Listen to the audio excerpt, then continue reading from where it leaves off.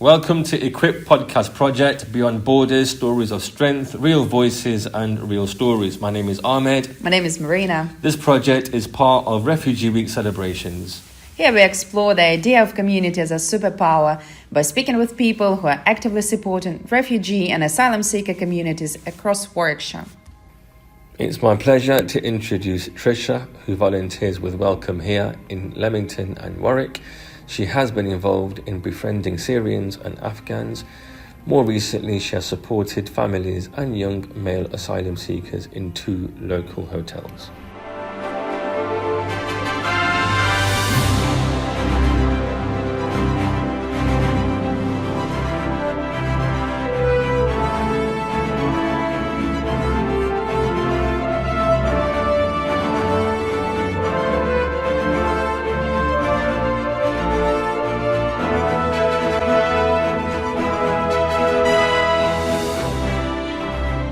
Tricia. Good morning. Nice to meet you. First time that I'm meeting you today. Yes. We've been conversing over my email, haven't we? Yeah. Glad you could join us and welcome to Equip's podcast. Yeah, very Real welcome. voices, real stories. I'm going to ask you a series of questions. Just be as open and honest as you possibly can. If you need some time out, just let us know. Okay. And again, we'll just basically have a discussion and see how you get on with that. Is that all right? Sure. Awesome. Thank you very much, Tricia, for joining us today. It would be wonderful to hear your story, what inspires you, joys and challenges of such an important work that you're doing. Could you please tell us a story about yourself and how your way with Welcome Here started? I'm originally from Scotland, and but I've lived in England for a long time. I have 3 grown-up children and 9 grandchildren, and got involved with the first load of refugees that came to Warwickshire in 2017, the Syrian families on the Vulnerable Peoples Programme. And we did some training to be befrienders, and that's where I started with Welcome Here. And how many years have you been doing that for? Yeah, since then, 8 years or so. Oh, okay, cool. And what inspired you to start supporting refugees and asylum seekers? Just, I guess, humanitarian, desire to make adjustment, to help them adjust to life in Britain, just knowing the war-torn countries that they've come from and that, and we see it so much on the news and stuff, don't we? And there they are now in our hometown, and you can do something about it, so I wanted to make a difference. Yeah. Okay.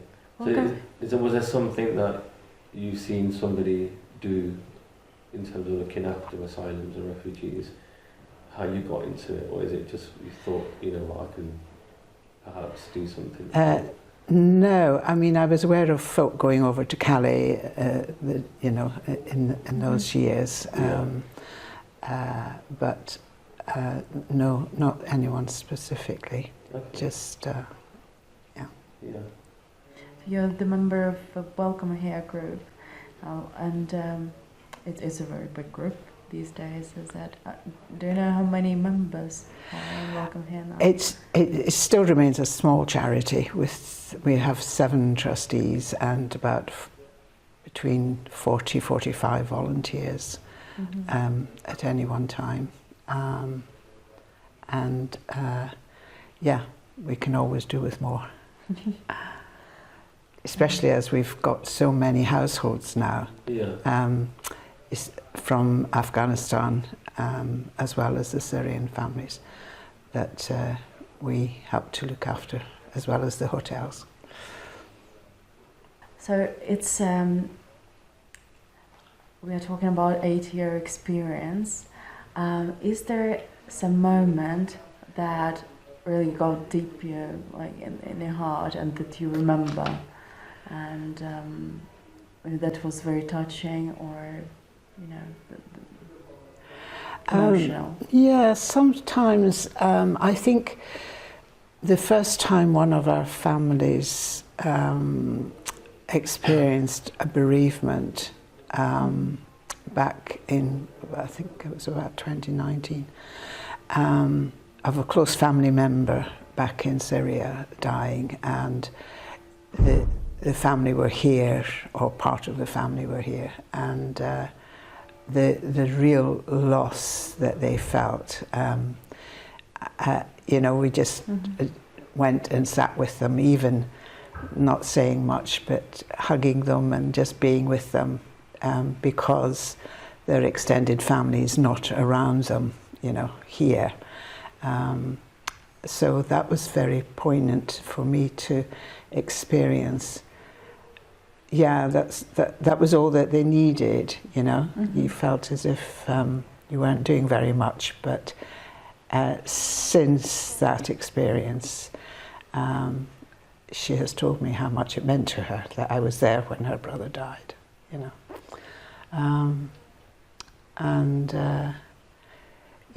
just when the Afghan refugees arrived, a large number of them, with absolutely nothing. Whereas the Syrian families had come on a planned exit with suitcases and clothing and what have you.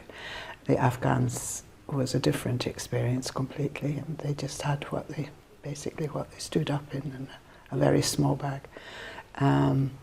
And the devastation, for them to have just had to flee their country at a moment's notice, sort of thing. That was challenging to understand and to cope and to help, especially one or two individuals who came on their own without any family members. It has different experience with different cultures, is it? The same with asylum seekers. It's also at the beginning you try to understand what are the most important things that you can assist with. Yes. But it's all the time different approach. Yes. Yes.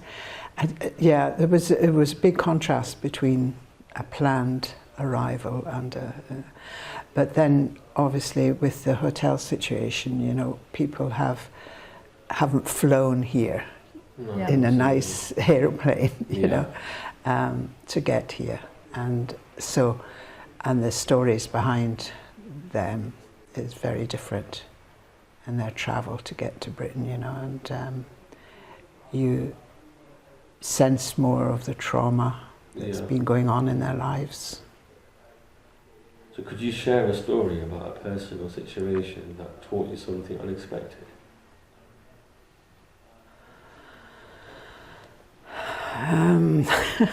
Put me on the spot.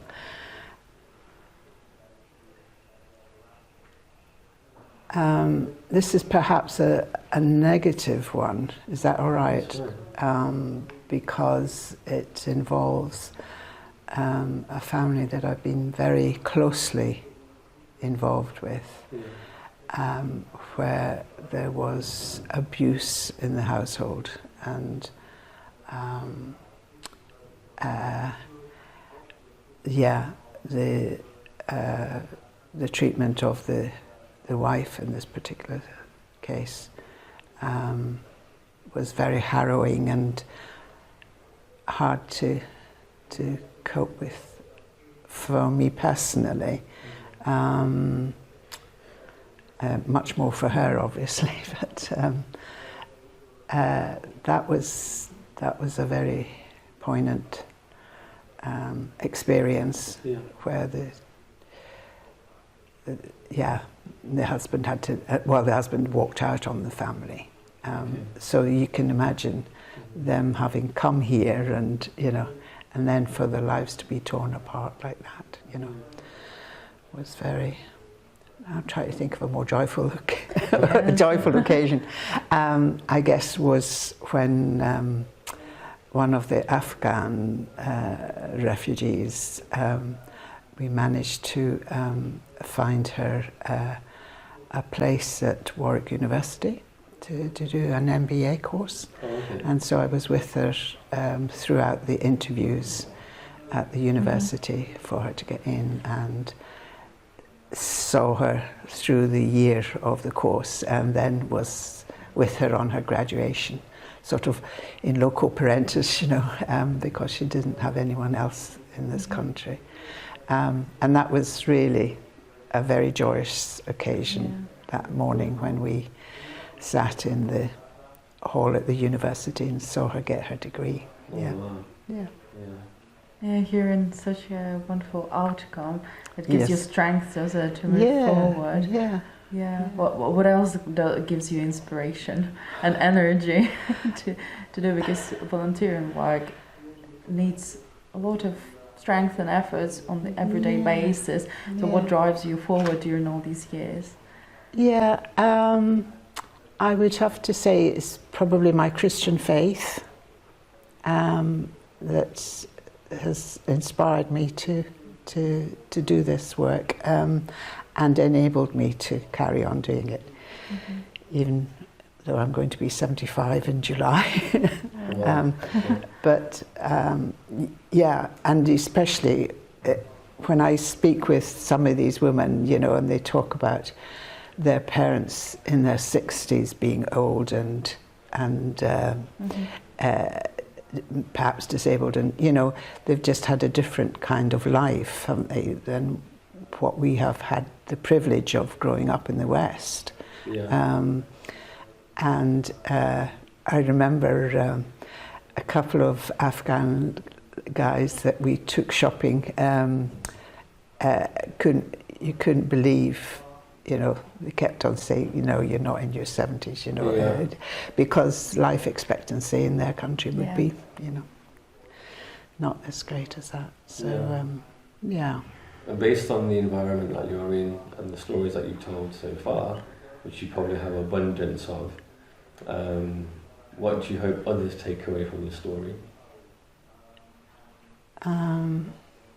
Well, you're never too old to pitch in and help and do what you can. And really, as a very small charity, we are dependent on donations to the charity. One of the things that we've been working on recently is arrival packs at the hotel. And even though it's minimum, you know, a couple of T-shirts, some underwear, socks, each pack, the cheapest that we've managed to get it down to is £15 per pack. Yeah. And you can imagine when there's a couple of hundred people needing these, or 300 people needing these, it's soon mounts up. And sometimes we are restricted in the work that we can do because of lack of finances. So, what do you think would be crucial to help you, to assist you on in your work? Well, yeah, just certainly we have a conversation cafe in Leamington every Wednesday morning, and so there's you don't have to be ESOL trained, but there are a lot of our volunteers that are ESOL trained and who work in that field, and yeah, just felt willing to take up, you know, a befriender role, which often means, you know, taking people to hospital appointments or checking in with the schools. Sometimes I'm put down as the person for the school to contact in certain situations, but as far as finances goes, we spend a lot on basic clothing needs in the family hotel in particular, and school uniform and things like that, you know. So time and, you know, willingness to volunteer, you know, and do some of those kind of jobs, as well as if they can help financially, that's great. Yeah. What is the favorite part of your job? Or not job, of work that you are doing? I think it's just you're sitting with families, having meals with them, sharing birthday parties. Quite often they come from a background where they don't necessarily celebrate their birthdays, but the children in schools in Britain soon pick up on the fact that birthdays are to be celebrated, and sometimes even during Ramadan, just sharing iftar with them, in the evening, having a meal with them. It does tend to be surrounded by food. But also we took a group of them to of the Syrian families. After they'd been here a couple of years, we took to Twycross Zoo, a busload of them, and I'll never forget this tall 16-year-old lad, what teenagers are like, nothing really impresses them, does it? But he was standing looking at this giraffe that was way up ahead of him, and he was in awe of it, and I remember that picture of him actually being impressed was memorable. And of course, for many of them, they may not even have seen pictures of the animals that we saw, so that was good. We wish we could do more of that sort of thing, but it's at a cost, isn't it? Yeah. Those emotional moments stay with us, do they? Yeah. So if you were, if to think about dreams, let's put it a different way. What would be your dream about the community around you? How would you see your community in the perfect way? Is it correct to say? I guess. Perfect community. Sorry. Yeah, I guess it would be that for those who are settled here, to just be. They are generally happy that they're here, but to see the progression, even with the adults as well as learning. Several of the women learning to drive, which probably isn't an opportunity they would have had in their home countries, which is great to see, and them learning or picking up new skills, or that's always really encouraging. I think of one woman that's doing a course as a teaching assistant course at Warwick's college, and in a situation where a placement in a primary school, she was having to remember her maths, that she'd only been at school for maybe 12 years of her life, but coming back and saying, they teach it differently, but it's so easy, isn't it? And there's me thinking, when I look at my grandchildren's homework, sometimes I think, I don't know that I could even do this type of maths, and her learning, along with learning to do the course, she is being educated further for herself, which is really exciting. Yeah. But I guess it would be that they would, function well in their communities where they are, and there's different reactions in different addresses, different places that folk are in. But it's really nice when you hear of sharing from their vegetable patch with their neighbours and things like that, where you can see that they are integrating really well. Yeah. And you've been the part of it.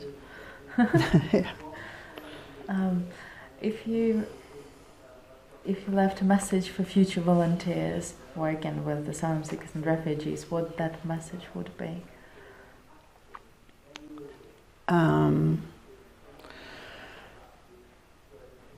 Immediately 2 words come to my mind: tread carefully.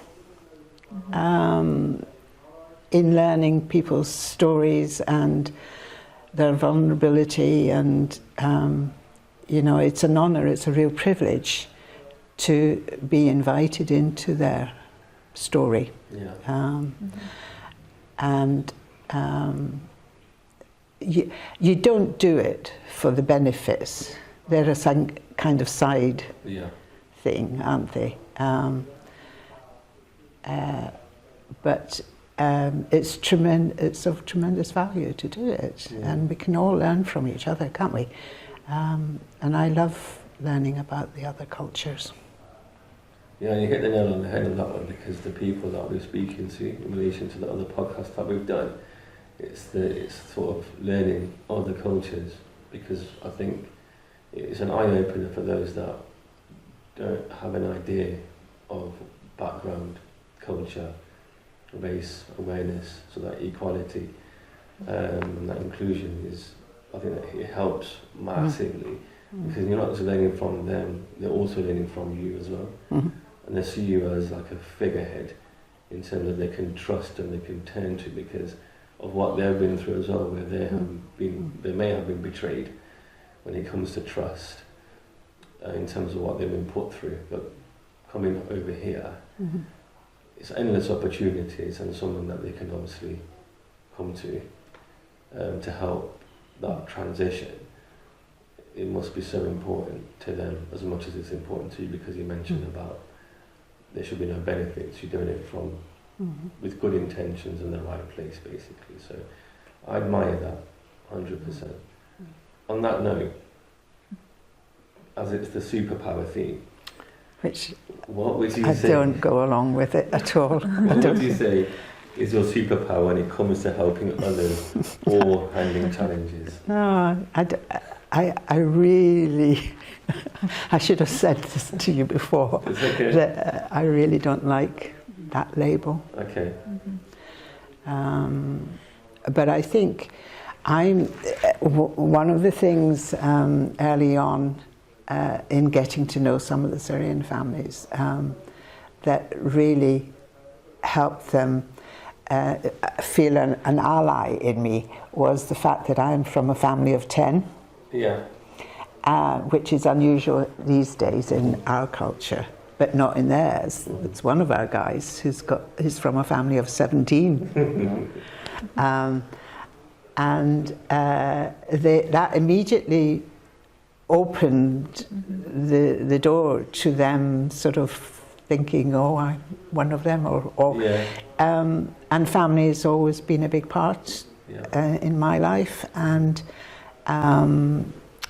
so in fact 2 of the refugees call me mum, so I think that it's more I'm a grandmother figure to the kids, or a mother to the women. But there's no superpowers. Okay. Just a motherly power. Well, that's a power in itself, isn't it, really? Yeah. Oh, thank you very much, Tricia. You're very welcome. Thank you very much for sharing your story. And you're very welcome. It's very inspirational. Honestly, I'm just one of many. Yeah, of course. You have a lot of energy in you, very kind and very hearty, warm energy. Thank you very much for all the work that you are doing. You're very welcome. It's very important to be there for people who are in need.